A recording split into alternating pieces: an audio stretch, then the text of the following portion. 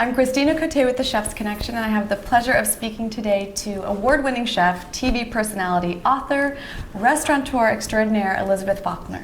Hey. Thank you so much for being here. Thanks for coming to my apartment. Yes, thank you. It's a pleasure, and you were feeding us delicious treats, so thank you. You're welcome. So you've always been a jack of all trades, it seems. You have an amazing background. You have an art degree, you played soccer, you've pursued film. You're multi-talented. Has that always been the case? Have you always had many interests and passions?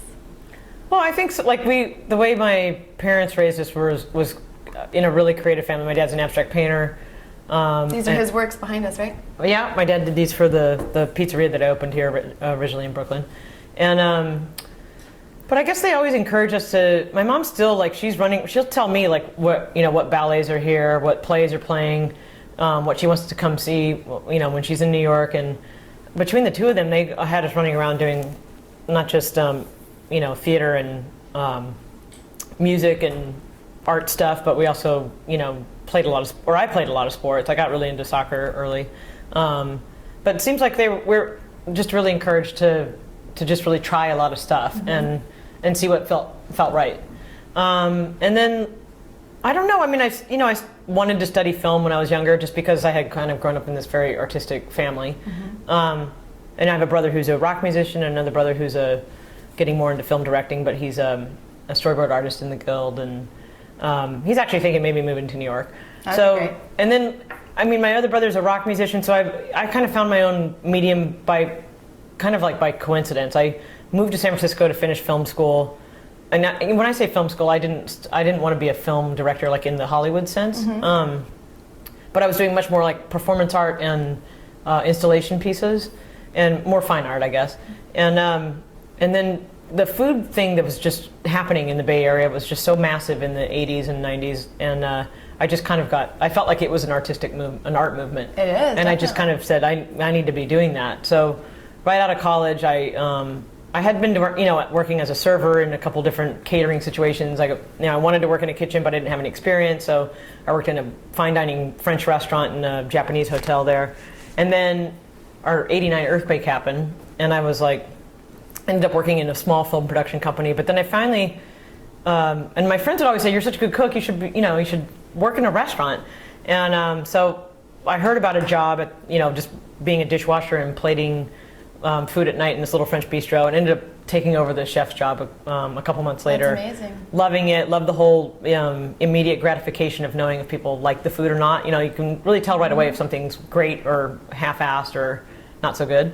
And so I like that compared to filmmaking and the process of building, a painting or something like that. It's like it's just more immediate, right? It's totally immediate, and I just love that. I love seeing people's expression. Like there's no lie about it. They can tell you something, but you can see it. Right. And I just liked all the French waiters and all that stuff. And then then like about a year into it, I had staged at the best restaurant at the time, Massa's, and I ended up getting a job there. And then from there, I went to work for Tracy Desjardins and worked first at the Miyako Hotel, where we did a little bit of Asian/French food, because that was kind of the hot Pacific Rim thing happening.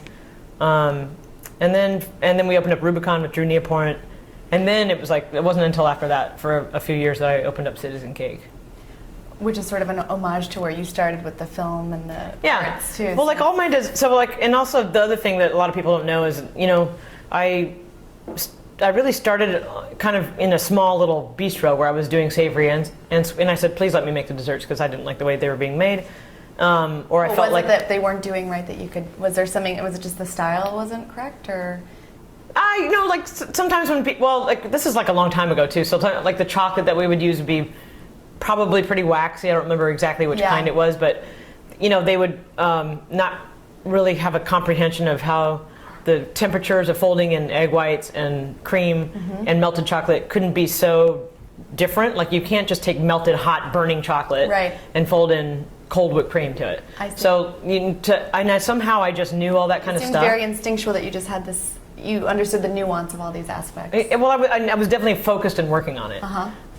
So then I, said, let me do that, or we would buy this cheesecake from another place, and I thought, please let me just do the dessert stuff. Like we can make cool stuff. I was just in love with the whole idea of having a French bistro. Yeah. Like who wouldn't like that idea? Yeah, it sounds great. I think like Patricia Wells had written a book about going, French being Paris or something like that. And I just remember a couple of cookbooks at the time definitely had an influence on me. And like I worked at Williams Sonoma when I was in college, and so like I would spend a lot of time reading the cookbooks. Oh, that's great. And yeah, and like all these food personalities would come in, and I was going around to some of the restaurants and trying stuff. So it was just kind of all around. And but I was going to say, like at Massa's, I started in pastry, and then the chef really wasn't happy with the moving women into the savory side. So I ended up working for Tracy after that.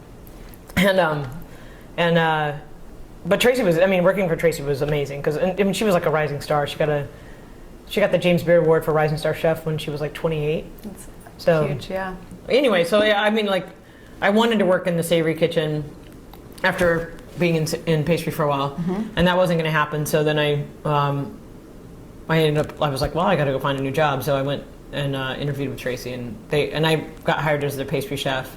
So that's kind of how I landed in pastry, and I was, I had fun with it. I really wanted to push the envelope with it. A lot of, I'm going to take you back to the time when I would come to New York, I had kind of a great mentor chef, pastry chef, to Mary Check, who people don't remember so much now, but she's still around and kicks ass, and she's in education. But she was the pastry chef she had come from New York and Chicago, and then when she came to California, she was doing stuff that just was so architecturally different than a lot of the plated desserts. And she knew so much about tempering chocolate and doing some pulled sugar. So I learned so much from her. I helped her compete for the U.S. pastry team one time in the early 90s. And then... That must have been fun.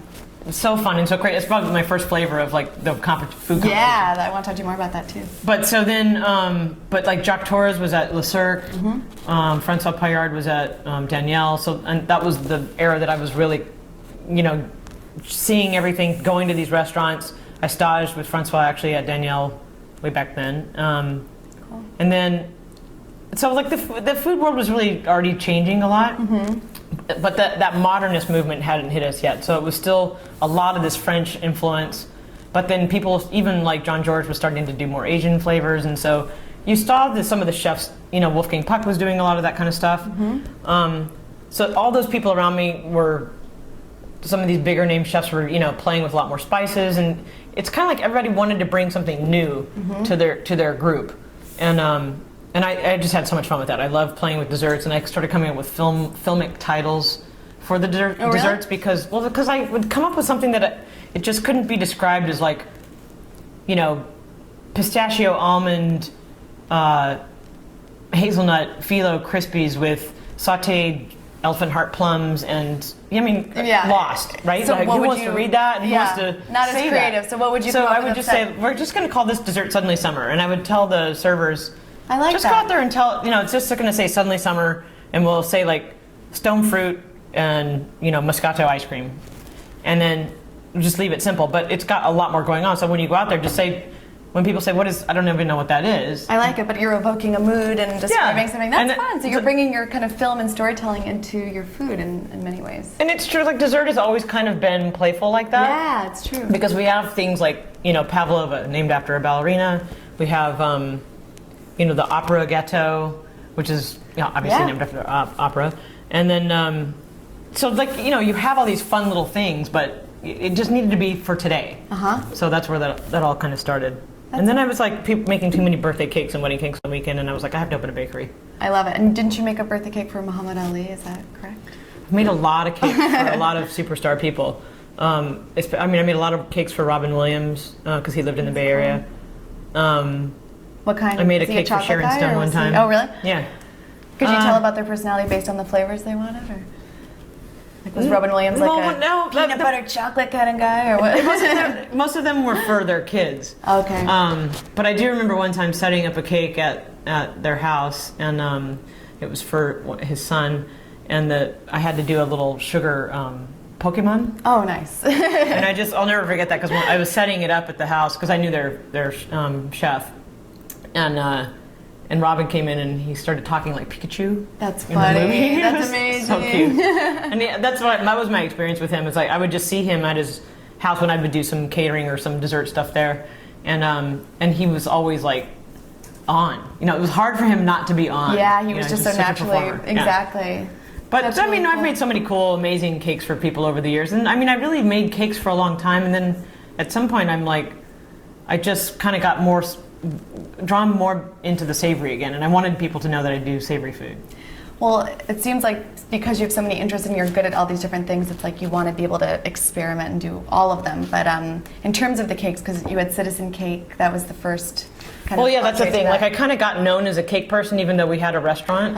And I would tell people sometimes, you know, I know, it's my fault I called it Citizen Cake. I like it. I think that's cute. But I would say, like, but of course, like, there are places like the Cheesecake Factory, which is not remotely what Citizen Cake was like, but they serve food there too. It's not just cheesecake. I get it. You know yeah, what I mean? but you kind of identify it as like one component. Yeah, and it wasn't really until, I mean, I always had like a chef de cuisine doing the savory, and we always were really busy with the bakery, and I had pastry chefs that I would work with everybody, and I was the restaurateur, so I would run all of that, and then help people set up wedding cakes, teach people how to do a lot of stuff on that side.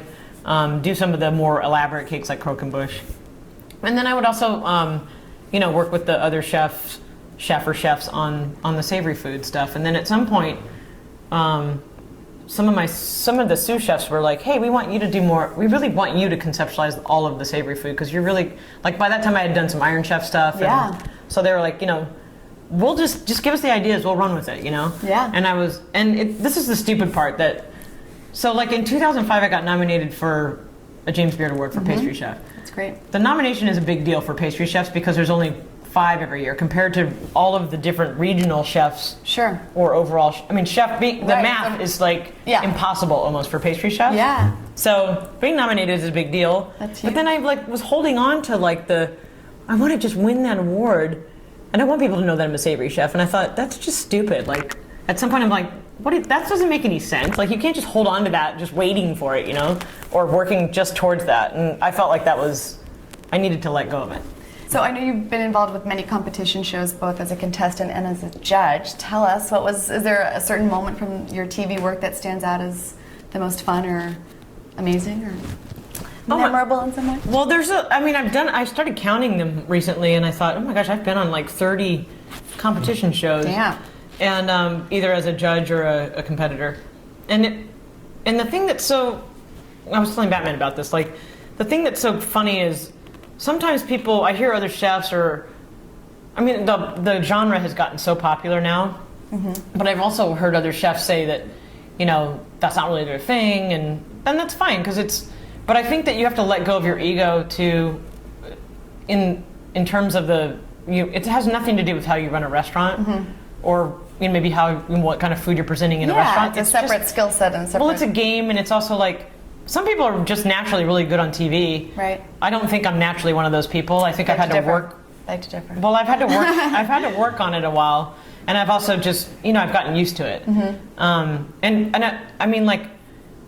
remember at first I'd be so nervous to be, not so much like the cooking part, but somebody would ask me, a PA would ask me a question, and I'd be like, ugh. I think that's the thing that's the hard part to get used to is just having talking to sound bites and and still get the work done.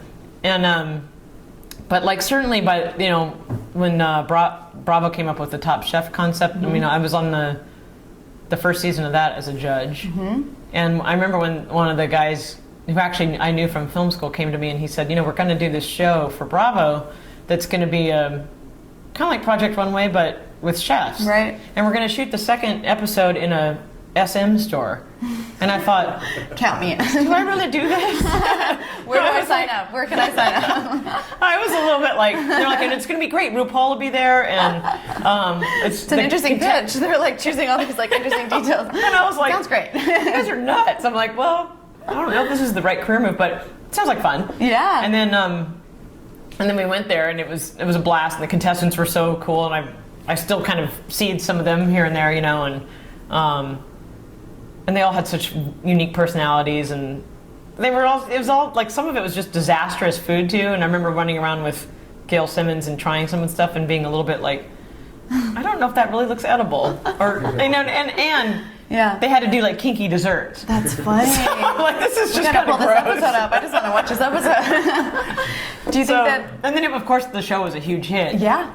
And then by that time, I started doing some. I had done. I don't remember the exact sequence of the shows, but like I did 3 episodes of Iron Chef with Kat Cora when she was the first female Iron Chef, and I thought, how cool! I want to help you do that. Yeah. And then I was like, the next year, I'm like, oh, I want to go on as a competitor, and I did. I went against her, and then that wasn't my choice. I was supposed to go against Bobby Flay, but then they were like, oh, we're gonna put you against Kat, and I'm like, oh, great, it'll be the first girl-on-girl fight. But Cat fight. Yeah, exactly. But it was fun. I mean, I loved it, and I wanted to kill my sous chefs, but it was totally fun. Aside from that. And then let's see what else. And then I did the pastry ones, the Food Network challenges. Uh-huh. And then I did like some Top Chef Masters when they decided to do that, and then eventually the next Iron Chef which was definitely the most fun I had because it was the competing for the Iron Chef title, and talk about a tournament. I mean, it was just some superstars, and yeah, it that's was amazing. fun. Does competition bring out the best in you, or how do you feel? I mean, it seems like you are great working under pressure. I know I'm really good working under pressure, actually, just because of all the restaurant Experience, world. yeah. And I would say, like, I was actually talking to Florian Bellinger the other night, and a couple of us I was saying, I really believe that, like, not every pastry chef, but a lot of pastry chef, like, my experience as a pastry chef, especially building wedding cakes and setting up big parties and stuff like that, I think certainly has helped me in competition because it kind of requires the same intensity. Yeah, focus. And also, I mean, I've just cooked at so many, private events where somebody, and this happens in restaurants all the time. People will come in and say, oh, I have this allergy, and I'll be like, I got that.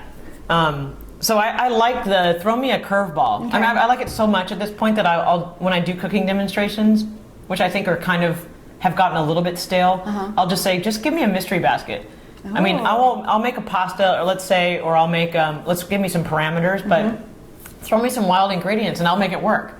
That's great. It's fun because the audience really gets to see the true, under pressure performance kind of thing. And to be able to deliver and actually create something that's edible is very impressive. Yeah. When you don't always know what you're going to be given, so. Yeah, and some shows are, better than others in production and stuff, but they're just games, and I like to play those kind of, like, I love sports and I love games, and my whole family's like that, so I think that has something to do with it too. Yeah, no, that's so much fun. And it is fun to be challenged and to not know what's coming, and have you ever made like a discovery in that situation that then became like one of your signature dishes?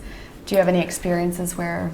Well, actually, I did a show just last year, just at the end of last year, called Kitchen Inferno, and I did a dish that had we had to make a savory, kind of like fine dining gourmet dish, whatever, with coffee and donuts, and then it was supposed to be savory. So I'm going to act all cocky that, I got this because it's coffee donuts. And I'm like, but actually that's hard for me too, because I don't like using already big, fat, sweet donuts in a savory dish. Is kind of like, I'm the last person that's going to make a bread pudding. I don't want to make bread pudding. And like I think of it, in the 2 seconds I was allowed to think about it, I was like, why? Stop thinking about bread pudding. And so luckily I came up with a coffee béarnaise on this steak, and then ended up cutting all the sugar off the donuts and kind of grilling them just with some roasted mushrooms and stuff. But the coffee béarnaise is what was so killer. Nice. So I did like some brown butter and then infused, shallot and tarragon in some white wine vinegar, and then I, emulsified all that together with eggs, and then I added that cold brewed coffee, and it was just perfect because it was like that extra bitterness with a little bit of lemon. Yeah. And so like I'm going to use that for a steak tartare dish that I did at LA Food and Wine last year.